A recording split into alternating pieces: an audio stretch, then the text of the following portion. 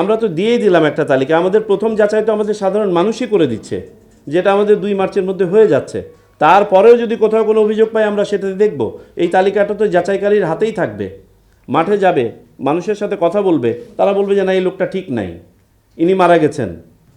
আমরা যখন পুরা তালিকা প্রকাশ করছি, আমরা কি কারোর নাম বাদ রেখে তালিকা প্রকাশ করছি?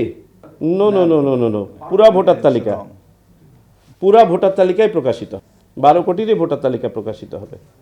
আবার এই বছরে যেটা হালনাগাদ হচ্ছে সেটা যদি কেউ দেখতে চায় সেটাও হবে, পূর্বেরটাও হবে। কি আমি সঠিক বলেছি?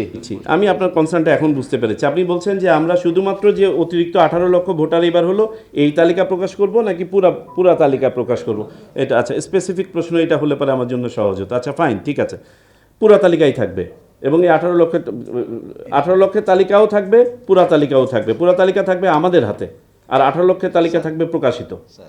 আচ্ছা আমি আপনাকে সিম্পল একটা জিনিস, হ্যাঁ রাখেন, একটা করে বলি, সিম্পল একটা হাইপোথেসিস বলি।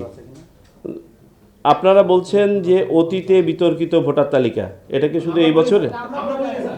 প্রশ্ন তো এসছে, তো তাই প্রশ্ন ছিল এটা কোন বছরের তালিকায় বিতর্ক আছে আমরা কি জানি? আমরা যদি পুরা তালিকা যাচাই না করি আমরা কি বের করতে পারবো যে কে বিতর্কিত? আমি আপনার ক্লিয়ারলি উত্তর দিয়েছি, ভেঙে বলেছি, আবারও বলি।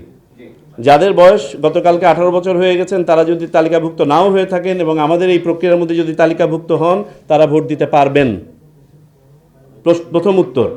দ্বিতীয় উত্তর হচ্ছে যারা এই বছরে 18 বছর বয়প্রাপ্ত হবেন তাদেরটা পারবেন কিনা এটা একটা আইনি ব্যাপার। বিকজ আইনে, আমি আপনাদেরকে আইনের রেফারেন্স দিয়ে বলেছি, ভোটার তালিকা আইন ধারা 3 বর্গীয় জ অনুযায়ী আপনার যোগ্যতার তারিখ হচ্ছে 1 জানুয়ারি, আবার 1 জানুয়ারিতে। তো আমাদের যদি এই ইন্টারমিডিয়েট পিরিয়ডের কাউকে যদি আমাদেরকে অন্তর্ভুক্ত করতে হয় তাহলে একটা আইনি পরিবর্তনের প্রয়োজন হবে।